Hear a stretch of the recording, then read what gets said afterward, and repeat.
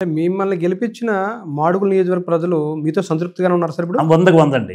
ఎందుకంటే గతంలో నాయకులు అభివృద్ధి కంటే తగాదాలు ఎక్కువ పెట్టడం, భూమి వ్యవహారాల్లో జోక్యం చేసుకోవడం, ఇసుక గంజాయి లాంటి వ్యాపారాల్లో జోక్యం చేసుకోవడం వల్ల అక్కడ ప్రజలు ఇసుక వేచారారు. ఇప్పుడు దేవుడి దేవల్ల, భగవంతుని దేవల్ల, ఎన్టీ రామారావు దేవల్ల నాకు అలాంటి ఆశలు లేవు.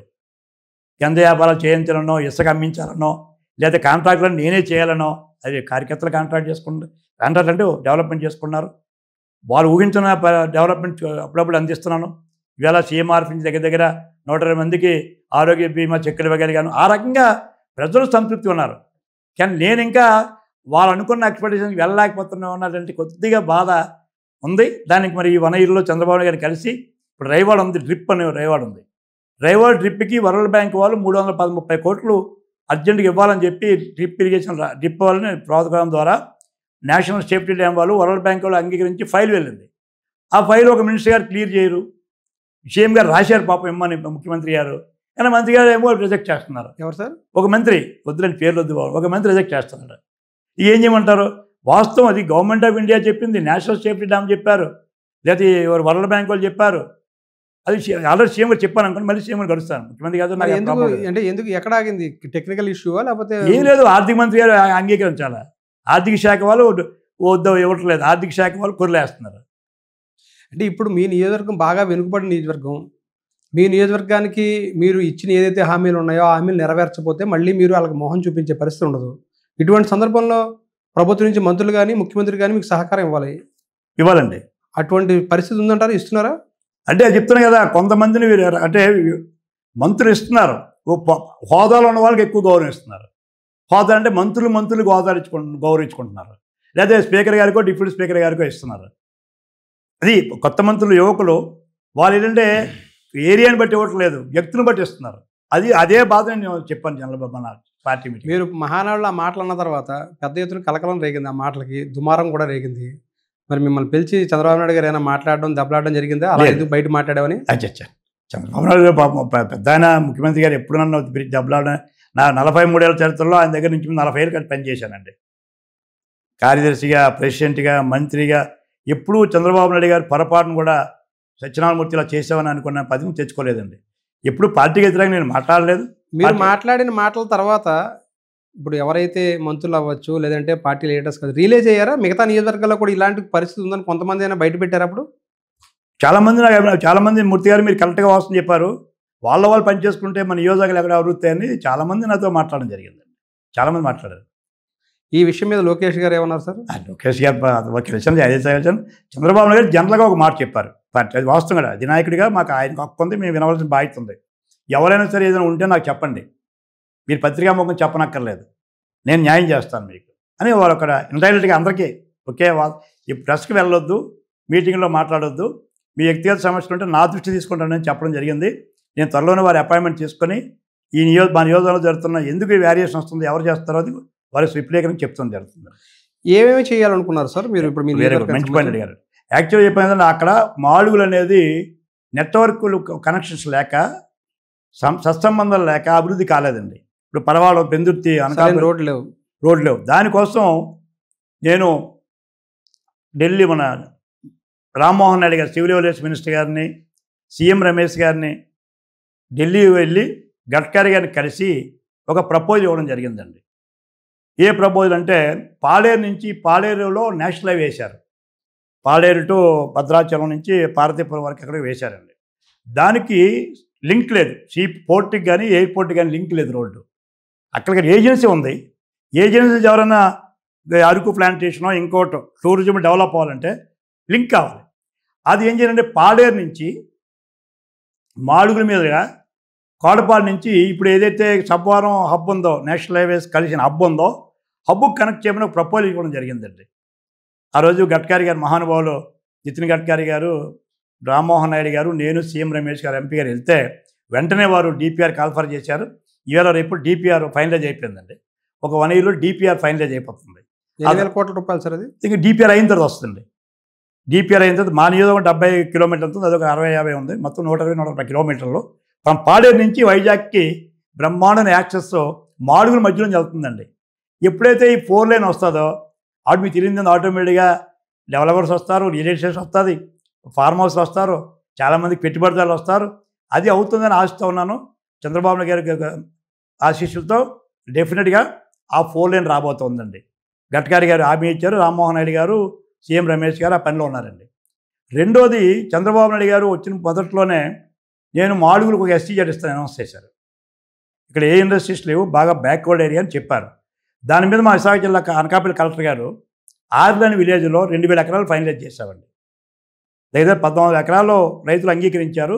ఆ రిపోర్ట్ కూడా గవర్నమెంట్కి వెళ్ళిందండి. కాకపోతే రేపు అదే భవిష్యత్తులో చంద్రబాబు నాయుడు గారు, లోకేష్ గారి కృషితో మాకు ఒక ఇండస్ట్రీ వస్తుందని ఆశిస్తూ ఉన్నాను. ఈ 2 మేజర్ అడిగింది అదే, ప్రజల్లో కోరుకున్నది 4 లైన్. అది DPR అయిపోయింది, ఈవేళ రేపు సంతకం అవుతుంది, MOU అవుతుంది. ఇది DPR కన్సల్టెన్సీతో. అది కానీ 1 ఇయర్లో DPR పూర్తి అయిపోతే దేవుడి దయ వల్ల అది శాంక్షన్ అవుతుందండి. 2 ఇండస్ట్రీస్ మాత్రం ఒకటి ప్రపోజల్ పంపించాం సీఎం గారిని మళ్ళీ కడిగి. ఎందుకంటే చాలా ఇండస్ట్రీస్ వస్తున్నాయి, 6 లక్షలు 10 లక్షల ఇండస్ట్రీస్ వచ్చాయి చంద్రబాబు గారి దయ వల్ల, లోకేష్ గారి కృషితో. కాకపోతే అది మాకు ప్రయారిటీ ఇవ్వమని కోరవలసి ఉందండి. ఇంకా వారు అనౌన్స్ చేశారు, నేను ప్రయారిటీ ఇస్తున్నాను. అది ఇంకోసారి వారి దృష్టికి తీసుకెళ్ళి ఆ 2 మాత్రం మేజర్ నేను చేయాలండి. నా 4 ఏళ్లలో రోడ్లు ఈ ఎప్పుడు ఉండవేనండి ఇవన్నీ. ఏ మంత్రి వచ్చినా, ఏ నాయకుడు వచ్చినా రొటీన్గా చేసేవి. ఈ 2. మూడోది ఏంటంటే రెసిడెన్స్ స్కూల్స్ లేవండి పాపం. ఒక్క రెసిడెన్స్ స్కూల్ ఒక బీసీకి కానీ, ఎస్టీకి, ఒక ఎస్టీస్కి ఉన్నాయి, 3 ఉన్నాయి తప్ప ఆ రోజుల్లో పెట్టి రిసెప్షన్ గారు దయ వలన ఆ రోజు వచ్చిన రిజర్వాయర్లు కానీ అయ్యే ఉన్నాయి. ఈ 30 ఏళ్ళగా ఏ రకమైన ఒక్క ఫౌండేషన్ అక్కడ లేదండి. అధ్యత రెసిడెన్స్ స్కూల్స్ కూడా పెట్టాలి, నిన్నట్టు కేంద్రీయ విశ్వవిద్యాలయం పెట్టాలి. ఆ ప్రయత్నం చేసుకుంటున్నాం. సీఎం రవి చెప్పాను. ఈ 4 నా టార్గెట్ అండి. రైవాడ ప్రాజెక్ట్ ఏదో రైవాడ ట్రిప్ అండి చెప్పాను. ముఖ్యమంత్రి గారు వారు అంగీకరించారు, వారు రాశారు. కాకపోతే ఫైనాన్స్ వాళ్ళు కొర్రలు వేస్తున్నారండి కావాలన్నా. మరి దాంట్లో మాకు వచ్చిన 4లో 3 క్లియర్ చేశారు. శ్రీశైలం, భద్రాచలం, వనకచెర్ల కదమ్మా, గుండమ్మ కథ, గుండకమ్మ అయితే ఉందండి. నాది ఒకటే పెండింగ్ పెట్టారు. ఇంకా అదే ముఖ్యమంత్రి గారు చెప్పి డెఫినెట్గా నాకు నమ్మకం ఉంది. చంద్రబాబు గారు నాకు ఆయన డెఫినెట్గా నాకు ఆ రకమైన మంజూరు చేస్తారని ఆశిస్తున్నానండి. సార్, 4 దశాబ్దాలుగా మీరు పెందుర్తి నియోజకవర్గంలో ఉన్నారు సార్. మీ నియోజకవర్గాన్ని కాదని మిమ్మల్ని మాడుగులు వేశారు. ఇప్పుడు మాడుగులు ఎమ్మెల్యేగా మీరు ఉన్నారు. పెందుర్తి నియోజకవర్గంలో మీ కార్యకర్తల పరిస్థితి ఏంటి? అక్కడ మిమ్మల్ని కాదనుకుని గండి బాబ్జీని ఇన్ఛార్జ్గా వేయడం ఎలా చూస్తారు? అంటే ఇన్ఛార్జ్ వేశారు, పార్టీ దీనికి తప్పలేదు, ఎవరినో ఒకరు వేయాలా, ఆయన పార్టీలో జాయిన్ అయి ఉన్నాడని వేశారు. కానీ ఈవేళ పరిస్థితి ఎలా ఉందంటే నేను చెప్పుకోలేని పరిస్థితి. చెప్తామంటే నీకేం సంబంధం అనే పరిస్థితి. చెప్పకపోతే ఈవేళ అక్కడ కార్యకర్తలు ఇంటికి వచ్చి ఏడుస్తూ ఉంటే కన్నీళ్ళు వస్తున్నాయి నాకండి.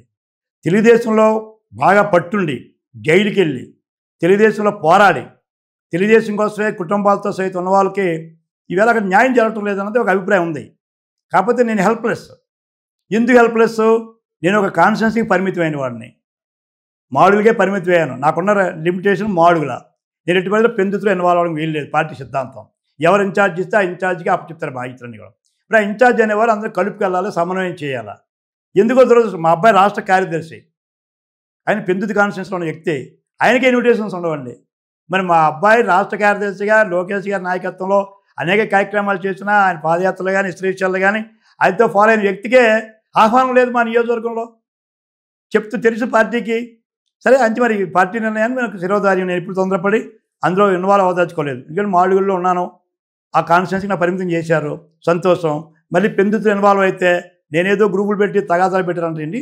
కార్యకర్త ఇబ్బంది పడుతున్నా, ఏడుస్తూ ఉన్నా, మనోబాధతో ఉన్నా నేనేమి సహాయం చేయలేకపోతున్నాను. మరి మిమ్మల్ని నమ్ముకున్న కార్యకర్తల పరిస్థితి ఏంటి సార్? 4 దశాబ్దాలకు మీ వెంట నడిచిన కార్యకర్తలకి ఇప్పుడు అన్యాయం జరుగుతున్నట్టే. అన్యాయం అవుతుందండి. నేను ధైర్యంగా చెప్తున్నాను. కానీ నేను ఆ పార్టీకి వ్యతిరేకంగా మాట్లాడలేదు. ఆ కార్యకర్త అన్యాయాన్ని నా కళ్ళల్లో ఏడుపు వస్తుందండి. 40 ఏళ్ళు నాతో పనిచేసినటువంటి నాయకులు ఈవేళ గాలిలో చిన్నాభిన్నం అయిపోతూ ఉంటే, తల్లి లేని బిడ్డలాగా అయిపోతూ ఉంటే, మరి పార్టీకి తెలుసు అనుకుంటున్నాను. మరి పార్టీ ఏమైనా నిర్ణయం తీసుకుంటుందో తెలియదు, కానీ నాకైతే బాధగా ఉందండి. నాకు సంతృప్తిగా లేను. పెందుర్తి వరకు నన్ను అంటే మన పార్టీ నమ్ముకున్న వాళ్ళు, నన్ను కాదండి. నాకు ఎప్పుడు వ్యక్తిగతం ఏం లేదు, నాకు ఇమేజ్ ఉండదు కాదు. పార్టీ నా ధ్యేయం, పార్టీ నా ఇల్లు, పార్టీ నా కుటుంబం. అలాంటి పార్టీలో ఉన్న వాళ్ళని వీళ్ళు చేస్తూ ఉంటే మరి హైకమాండ్కి ఏమి ఫీల్ ఇస్తున్నారో కొంతమంది పెద్దలు మరి ఏం చెప్తున్నారో తెలియదు. ఎవరు తప్పు అన్నారో తెలియదు. ఎవరు తప్పుడో ఆ తప్పును ఒకరైనా మన పార్టీని నమ్ముకున్న వాళ్ళు తప్పు చేస్తే పార్టీ శిక్షించాలా, లేకపోతే వాళ్ళు క్రమశిక్షణ చేయాలా, లేకపోతే వాళ్ళు సరైన మార్గంలో పంపాలి. ఆ అన్యాయం జరుగుతూ ఉంటే మరి ప్రభుత్వం కోసం పోరాడిన 5 ఏళ్ళు పోరాడిన వ్యక్తులు, జైలుకి వెళ్ళిన వ్యక్తులకి వేళ అన్యాయం జరుగుతూ ఉంటే బాధ ఉంది, కానీ చెప్పే అవకాశం లేదు నాకు. కార్యకర్తలు చాలా బాధపడుతున్నట్టుగా మీ నియోజకవర్గంలో చాలా బహిరంగంగానే అక్కడ జరుగుతుంది. యుద్ధం కింద జరుగుతుంది ఇప్పుడు. అక్కడ ఒకవైపున జనసేన ఎమ్మెల్యే, మరోవైపున మిమ్మల్ని నమ్ముకున్న కార్యకర్తలు మీకు కాదనుకుని ఇప్పుడు అక్కడ గండి బాబ్జీ. సో వీరిద్దరి మధ్యలో నలిగిపోతున్నామంటూ కూడా మీకు మొరపెట్టుకున్న సందర్భాలు చాలా ఉండుంటాయి. ఉన్నాయి. అదే అంటారు కదండి. మరొకటి కూడా ఏంటి, స్వయంగా లోకేష్ బాబు గారి దగ్గరికే మొత్తం అందరూ వెళ్ళి కాన్ఫరెన్స్లో వెళ్ళి వారు చెప్పారు ఇది అవుతుందని. వారు కూడా విన్నారు. సరే వారు ఏం మరి డెసిషన్ మరి చేస్తారు, ఏదో డెసిషన్ లోకేష్ బాబు గారు పెద్ద ఆయన యువకులు. కానీ మరి ఎక్కడ చెప్పాలి, నాకైతే ఇంటర్వ్యూ అవ్వడానికి వీల్లేదు. పైగా ఏం చెప్తారంటే మరి మాకున్నాయి కదా, మాకు కాన్ఫరెన్స్లో సిస్టమ్ ఉంది, మా పార్టీలో మంచి సిస్టమే. ఒక కాన్ఫరెన్స్లో ఇంకోటి జోక్యం చేసుకోకూడదు. ఏ ఇన్ఛార్జ్ ఉంటే ఆ ఇన్ఛార్జే తండ్రిగా ప్రవర్తించాలి. ఇప్పుడు మాళ్ళు ఉండండి, నేను మా ఇన్ఛార్జి నాదే బాధ్యత. కానీ మరి అక్కడ జరుగుతున్న పరిణామాలు అధిష్టానం మరి ఏ నిర్ణయం తీసుకుంటుందో అధిష్టాన నిర్ణయమే నా శిరోధార్యం. కార్యకర్త ఇబ్బంది పడుతున్నాడు వాస్తవం. ఇబ్బంది పడడం కాదండి, ఆ అపోజిషన్ వాళ్ళే అక్కడ కొద్దిగా ఒక అడుగు ముందున్నారు. గత 5 ఏళ్ళు ఎవరైతే మమ్మల్ని ఏడిపించారో, కేసులు పెట్టారో, జైల్లో పెట్టారో వైకాపా వాళ్ళు ఇప్పుడు ముందున్నారు. ఈ 40 ఏళ్ళు 30 ఏళ్ళు కుటుంబాలతో ఉండి కొడుకులు కూతురు కూడా పార్టీలో ఉన్న వ్యక్తులు ఇవాళ అనాథలు అయిపోయినారు. మరి పార్టీకి వెళ్ళింది, పార్టీ సర్వే చేస్తుంది, పార్టీ నుంచి అబ్జర్వర్స్ ఉన్నారు, ఇన్ఫర్మేషన్ ఉంది, రాష్ట్ర జిల్లా అధ్యక్షులు ఉన్నారు, ఇన్ఛార్జెస్ ఉన్నారు, రాష్ట్ర అధ్యక్షులు ఉన్నారు, అన్నీ తెలుస్తున్నాయి పార్టీకి. మరి సరైన టైంలో నిర్ణయం తీసుకుంటారని ఆశిస్తున్నాను.